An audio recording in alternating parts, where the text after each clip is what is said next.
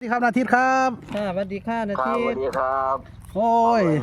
หน้าซิดให้2 ครั้งคือเขาหัก2 ครั้งเลยนะอืมFC เขาจะถามอยู่คือบ่ทันได้ลงเที่ยวบ่ลงเที่ยวอยู่ ลบด้วยแต่ว่าเด้ลงสวยมันบ่ทันเลขรายวันนำนะเก็บไปแต่รายวันเดียว ครับอันพอดีอันกับพากันถ่ายคลิปแนวมันไปแย่ไข่บ่แดงน้อยเดียวดอกว่าบ่หันมีไข่ที่ก้อยดอกไปสูตรบ่ล่ะมีไข่ก็เลยบ่ได้ก้อยก็เลยฝากกันมานี่ล่ะมันบ่ตอดบ่จอด ว่าโยนเอาสมองสำคัญเด้อเนี่ย มาจอด ก็ได้แล้วก็ตอดมองสำคัญนี่มองสำคัญบ่ตอดดีบ่ได้จังไรอยู่นี่ซุมื้อนี่ เงินอยู่บ่ได้ก็จังไรผมบ่รวยตรงว่าไข่ดอกผมไม่เก๋ติ ไว้ตอดมันกินจังไรนี่จังไร มีคาพาได้สอนเขา ถอดผมว่าสิใหญ่ก็เก่าแม่ แม่นบ่ได้ตอดมองสำคัญนี่ เมียนกันเลยเมียนเลย มดแดงจังไรนี่ซุมื้อนี่มดแดงพัฒนาไปหลายดิ มื้อเช้าก็เขาไปเบิ่งเป็นหยังเฮ็ดคอนเทนต์ตลกจังเป็นหยังเขาไปเบิ่งได้ ครับ นี่ตีเพิ่นคักอยู่เพิ่นว่าโอ้ยตอดมองพี่ลี่มักเลยเราซั่นน่ะ ยาแล้วตัวมึงมดแดงซุมื้อพัฒนาไปไกลตัว กัดแต่หมองสำคัญบ่ มองเงินบ่กัด แม่นมึงเงินบ่กัดดิ ลองเบิ่งเจ้าลองไปแย่งเด้อแม่นอีหลีเด้ เอ้ย ไปแย่บ่อีหลีเด้ เคยอยู่ บ่ มัน กัด นั่งตำบางเดียวนี่ล่ะมือมันก็บ่ปานใดดอก วิ่งแต่จุดอ่อนแต่ ก็ใส่กางเกงนี่แท้มันจะหมุนก็ไปได้เนาะคิดว่าแค่นั้นแหละ นะครับ วันเด้อ ครับไปตามนาซิดมาแล้ววันอาทิตย์ ครับแล้วก็ฝันแหละว่ามื้อเช้านี่ไปถาม เพิ่นฝันว่าได้ครับผม ว่าเลขได้เพิ่นฝันว่าได้ขี่รถข่อยนี่แหละพะนะว่า ห่วยงานบ่ล่ะพ่อใหญ่เด้อโอ้ยคิดยืมรถเจ้าแล้วมื้อคืนวันนั้นขี่อยู่บ่คืนพุ่นน่ะไปหาสิเหล้าแล้วพุ่นน่ะว่าห่วยว่าไปพาลมนั่นแล้วว่า ในฝันลมบ่บ่ แม่น โอ้เขาแล้วบัด ลมพุ่นน่ะโอ้ย่านเจ้าจมว่าซั่นพุ่นน่ะว่าก็ไม่ค่อยว่าค่อยพาขี่รถจะล่มพุ่นน่ะว่าห่วยว่าจะคิดว่าชั่วบ่น่าดอกชั่วแล้วว่ามาแน่นอนแล้วว่าข่อยฝันจังซี่ว่า แม่นอยู่ฝันลม ใจ ฝัน ของเราอยู่ดอกแมนครับล่มอยู่นี่มุนด้วยป้อยเลยรถตัวพะนะว่าห้อยว่าแมนมันสิบ่เอารถไปส่งมันสิไปจมกูบ่จังนี้แล้วอ่ะนะบ่หมายเพิ่นนะเมื่อวานก็เก็บของเรานี่อยากแตกหยาบเก็บแตก3เนาะวันเพิ่นให้52โอ้ยฮ้อน 582 582มันออก581เนาะ ออก581 แม่นแต่มันไปออกเหล้ายังก็หาน้อย VIP สามัคคีมันออกหาน้อยสามัคคี528แม่528เลยบ่ VIP มาออก581แม่นแต่ว่าสามัคคีเนี่ยออกคนก็บ่ค่อยปานนั้นเนาะแต่สามัคคีออก528แม่นน้อยสามัคคีออก528 โตเลย เล่าสามัคคี นี่เป็นคน3ขี้มันติ คนบ่ค่อย แม่น528นี่ล่ะ ป้ามันขึ้นเนี่ย แม่น ขอลืมไปไหนวะลาวแม่โอ้แสดงว่ามีลาวสามัคคีก็ซื้อลาวสามัคคีมีลาวพัฒนาก็ซื้อลาวพัฒนาเนาะ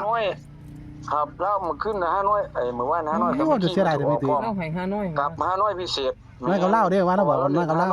แม่น แม่น บอก5น้อยเด้อกับเหล้าเด้อแล้วก็บอกแค่นั้น อยู่หม่องใดที่บ่ค่อย เอามันก็มีลาวสามัคคี มันมี5น้อยมันออก5น้อยสามัคคี อ๋อน้อยสามัคคีอ๋อนึกว่าออกลาวสามัคคี บ่ออก5น้อยสามัคคี อ๋อน้อยสามัคคีเนาะ528บอกพร้อมกันก็พิเศษแหละครับ เอาก็พิจารณาเนาะมื้อนี้เพิ่นว่าลาวเลยมามื้อนี้ แม่น ลาวพัฒนาอันบ่ ครับ ตัวใดนาทีเพิ่นวางทะเบียนรถ ทะเบียนรถก็539แล้วครับ 39ตั้งมีทำเนียนบ่ แม่น มีแค่3ตัวเท่านี้เนาะ แม่นครับ เอาเด้อพี่น้องเนาะ มันก็มีอยู่4ตัวแต่ว่ามันก็คือกันนั่นแหละ ว่าตัวอีกตัวหนึงตัวใด 9539 โอ้มันมีเท่าเรื่องเป็นตัวเก่าเด้อ ครับ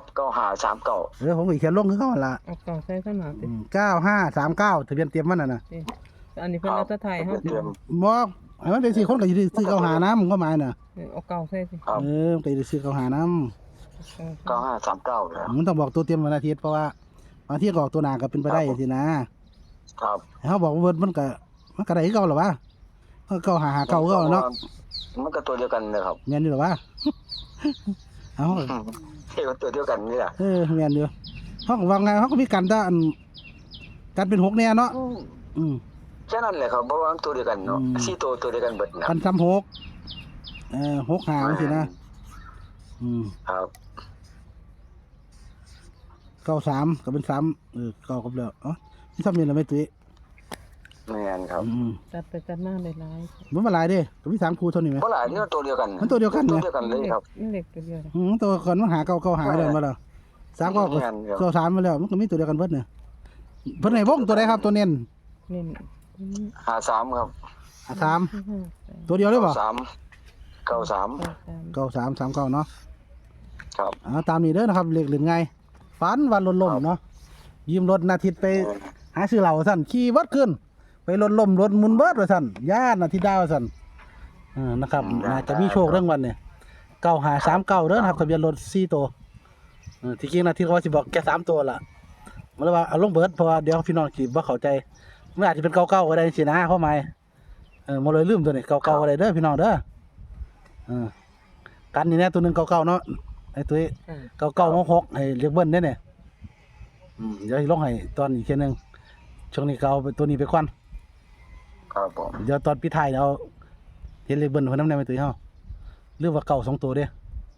เห็นบ่ แม่นเก้าสองตัว มันก็เป็น9966ก็ได้กันตัวเบิ้น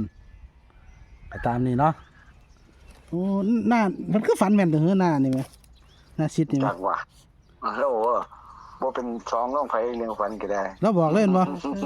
แม่น เพิ่นวางซั่นเลยติ ฝันคักๆ ไทยเพิ่นแม่นบ่ไทยเพิ่น แม่นคือกันครับ ไทยก็แม่นแม่นบ่ แม่น โอ้เดี๋ยวบ่หลังไปอันเพิ่นบ่ให้ไทยเนาะ เป็นไม่ใช่ บ่ เพิ่นบ่ให้ไทยเพิ่นอยากให้กล้อง เป็นอยู่บ้านเดียวกันกับหน้าทิศบ่ แม่น ใช่บ้านเดียวกันนี่ บ้านเดียวกันเพิ่นก็เคยเป็นผู้ใหญ่คนเคยเป็นเจ้าเป็นนายนะเคยเป็นผู้ใหญ่บ้านเป็นหยังซี่เนาะ เพิ่นเลยบ่อยาก เพิ่นก็สิบ่อยากไทยแต่ว่าตัวเพิ่นเองนี่เพิ่นเล่นพวกน้อยพวกลาวพวกอันนี้ประจำ แน่น้อยมื้อนี้เราก็สิดึกน้อยอยู่เก่าเนี่ย พอแล้วเลิกเราก็เป็นเลขฝันพร้อมมันบ่ได้หลายตัวนะครับ มันบ่คือพื้นเนาะบางคนเป็นเลขคำนวณ แม่น อันนี้เลขฝันแล้วมันน้อยตัวอยู่แล้ว บอกเจ๊มาเอาเด้อเลขตู้ฟ้าแดงอีกได้วันที่1เด้อมาหมอรวยได้วันอาทิตย์เนี่ย หน้าที่เด้อเด้ ผู้ฝากเขาแดงวันอาทิตย์ข่อยไปส่งหวยไปอันพูนไปร้อยเอ็ด แล้วหน้าดิขอซอยเก๋บ่ล่ะพลังบุญหน้า ขอซอยแล้วเนาะมา พลัง ตี บุญ วัน ห อา น้า ทิตย์ แหม เพื่อก็ได้แต่ว่าเราไปว่าได้ ซอยคือเก่าแหละ เพิ่นก็ได้กับเจ้าอ่ะ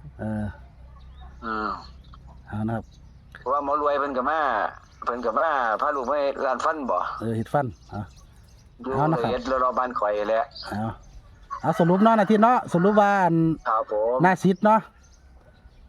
ฝันว่ายืมรถอาทิตย์ไปซื้อเหล้าขี่เบิดขึ้นซั่นรถล้มรถมุนอุ้ยปุ้ยว่าซั่น